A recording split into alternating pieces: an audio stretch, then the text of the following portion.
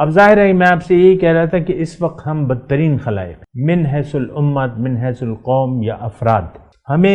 ہم اللہ تعالیٰ کی یاد کو دل سے بھلا چکے ہیں، اللہ تعالیٰ کے قرآن سے ہم منہ موڑ چکے ہیں، کتاب ہدایت یہ ہم نہیں سمجھتے، اس سے ہم ہدایت نہیں لیتے، حضور صلی اللہ علیہ وسلم کے اسوہ حسنہ کے مطابق زندگی گزارنے کے لیے ہم تیار نہیں ہیں، ہماری زندگی منچاہی زندگی ہے، جیسا کہ کافروں کی ہے، جیسا کہ مشرکوں کی ہے، ہم نے ان کے